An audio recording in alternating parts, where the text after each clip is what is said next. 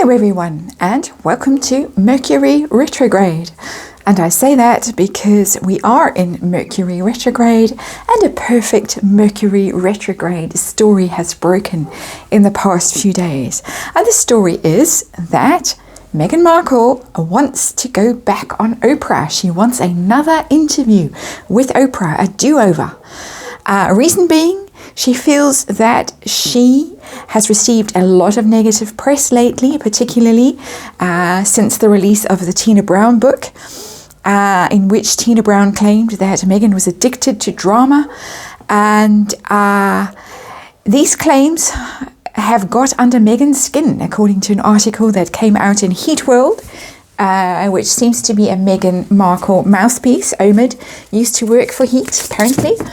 And Meghan has told her team that something needs to be done. She's sick of all the negative headlines, no negativity, remember, and they need to undertake some major damage control. And according to this article, the cards fall all over the place. According to this article in Heat World, Meghan has already been in contact with Oprah's people about a second interview. So I am using the Wandering Star Tarot. It should be the Falling Star Tarot, perhaps, would be more appropriate, but that's the one that felt right to me for this energy, this Mercury retrograde energy, this do-over energy, Meghan wanting to go back on Oprah.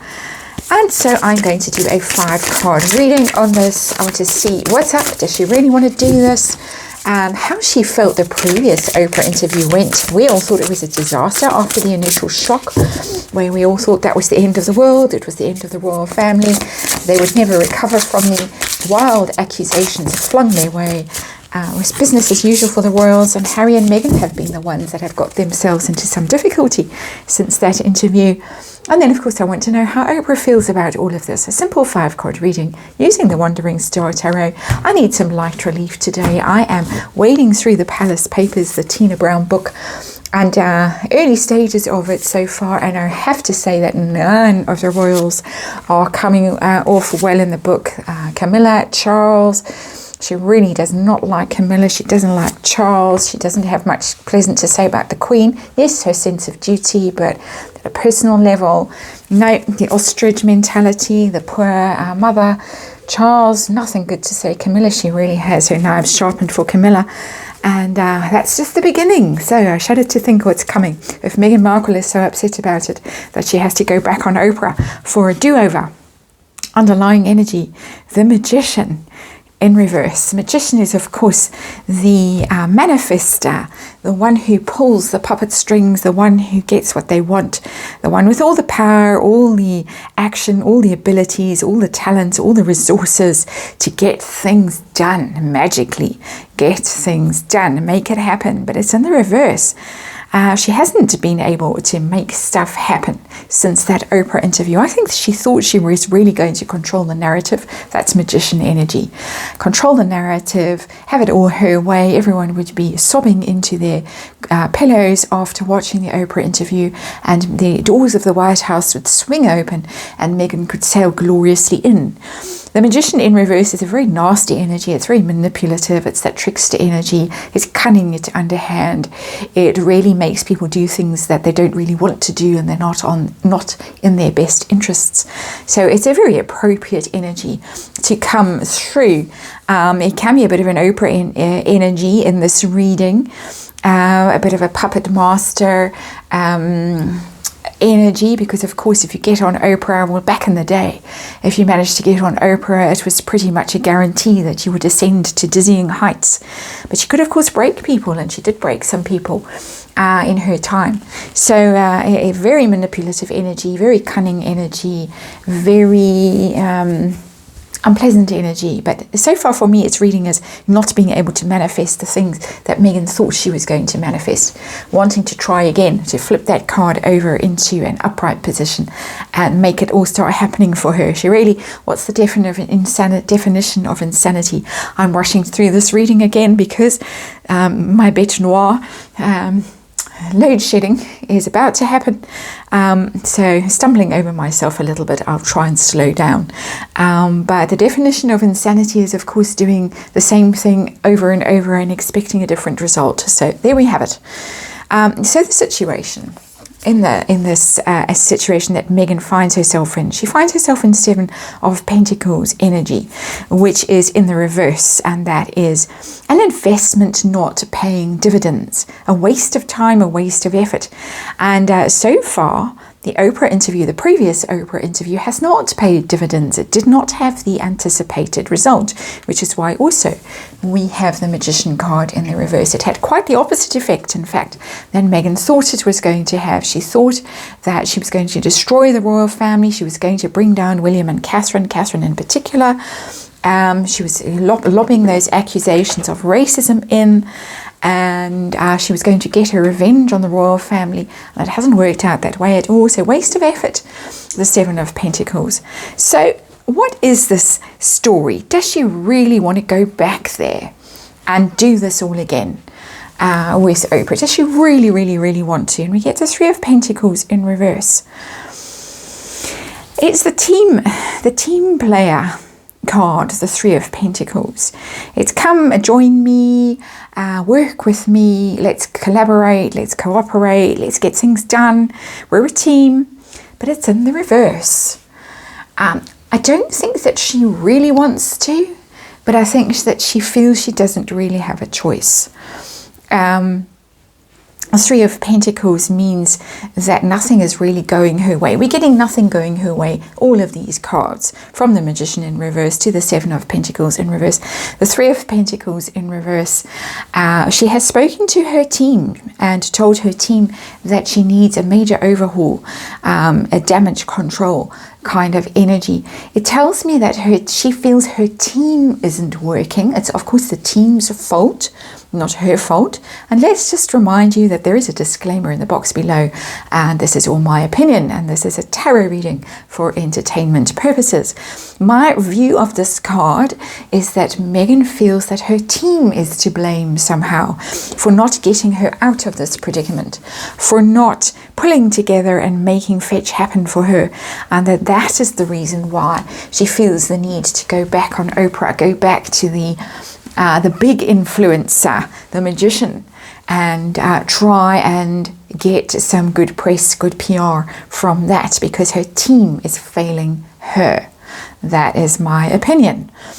How does she feel the first Oprah interview went? Because from where I'm standing, not so great. I mean, the dress has become a legend in its own right. Tons of memes about it, all still floating around on YouTube and Instagram and everywhere else. Harry and Meghan didn't come out of it very well from where I'm standing. How does Meghan feel it went, that first interview? The Moon in reverse. And the Moon in reverse is a card of clarity after a confusing time. When it is upright, it's doubt and fear and secrets, but she feels that she revealed some dark and disturbing truths on that interview. She really does. It's major arcana. And interestingly, sitting above the Magician in the reverse, she feels that she let some secrets out, some truths out. Of course, it is the Diana card, the Moon, always for me as a reader. I read this as a Cancerian card, not a Pisces card. The Moon, the Mother, it's about secrets bubbling to the surface. It's about shadow stuff, dirty deals, things that went on under cover of darkness, but now revealing them, because it is coming out of the shadows when the Moon is in reverse, and you begin to see what was going on under cover of darkness, and it is now exposed. So she really feels that this was a success for her in terms of revealing, from her point of view, what was going on behind the scenes. All of that misery, the suicidal ideation, the mental health issues, the jealousy, the Catherine made her cry allegations, the racism, all of that was revealed. She feels that she settled some big scores with that interview, and she wants to do it again. She really does. Blaming her team, wants to go back there. She wants to flip this card over and get her side of the story out. So she feels it was a big success from her point of view in terms of revealing the dirty truth, the dirty, deep, dark secrets going on in the royal family. Fascinating insight into her mindset and the way she perceives things. No negativity, of course. How does Oprah feel about this? Is Oprah taking the calls? It has not been depicted as being in contact with Oprah directly, but Meghan has been in contact with Oprah's people, which I thought was interesting phrasing. Of course, there was bosom buddies, and there were rumours that Meghan was actually living on Oprah's property in Montecito at various times. Oprah, of course, the fixer, organised Tyler Perry's house for Harry and Meghan, airlifted them out of Canada just before lockdown, saved them, rescued them over and over, seemingly, but it doesn't seem to be on speed dial to Oprah anymore, Oprah not picking up the calls. So how does Oprah feel about Meghan interview again? I'm surprised by this card, the Temperance card. It's a patience card, it's a waiting card, it's not a big fat no card. Not a big fat no card. Perhaps Oprah thinks that she's going to restore her reputation with this. She's thinking about it. Temperance upright. The Peacemaker with the Temperance card upright. The Angel. The idea that she could be the one, in fact, to bring some sort of healing into the situation. Some calm, some soothing balm. She's not saying no.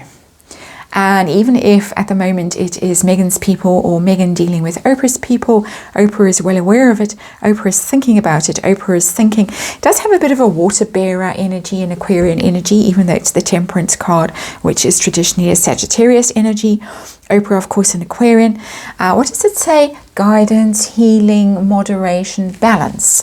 The wording on this card. And keywords there, if you want to see. That is what this card says. Oprah is looking at this as an opportunity perhaps to restore her reputation by doing some kind of damage control perhaps for Harry and Meghan and the royals.